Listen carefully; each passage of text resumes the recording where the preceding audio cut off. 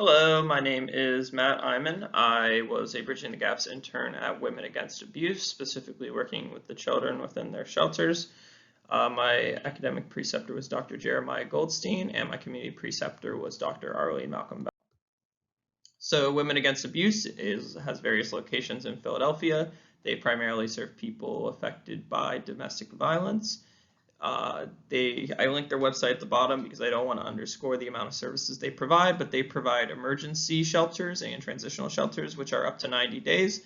They also do legal services as well as workshops on domestic violence and healthy relationships. They do a lot of advocacy too, especially in legislation.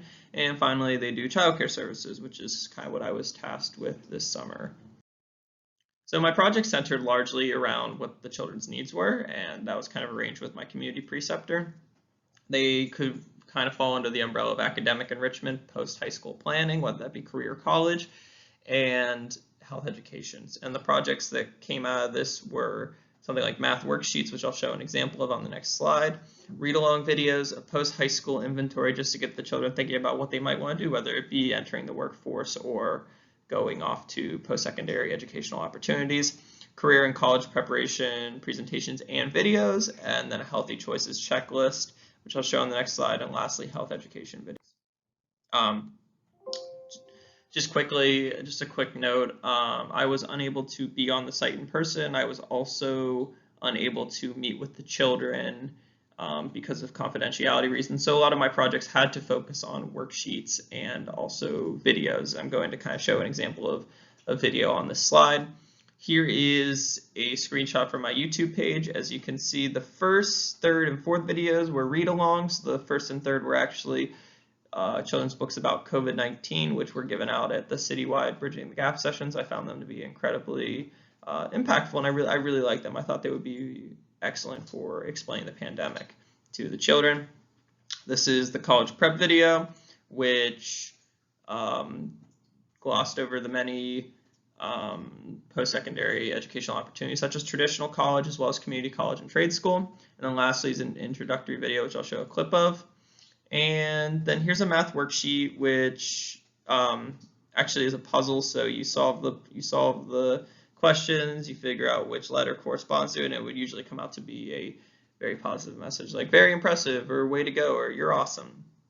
This is the healthy choices checklist, which focuses on the various health choices we make in a day to positively impact our sleep. These center around things like sleep, oral health, nutrition, and exercise. And then here is a clip from one of my videos. Hello, my name is Matt Iman. I will be helping out this year as an intern at the Young Survivors Camp. I wanted to make this video so you all can get to know me, because I will not be able to be there in person, but I will certainly be helping and trying as much as you guys can.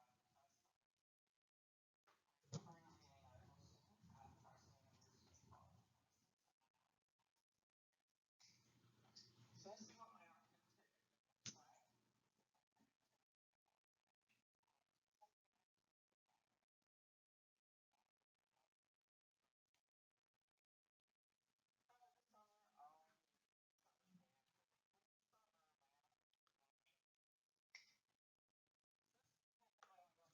I actually had a lot of fun making these videos, and I really enjoyed them, and they were just so much fun to make.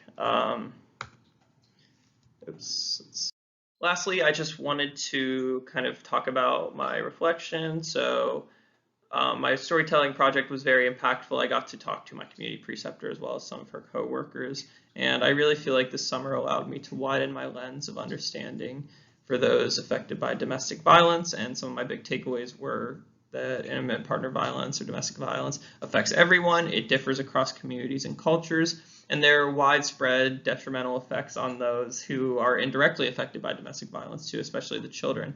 And one big thing they kept talking about was this like learning lag that occurs whenever a child enters a shelter.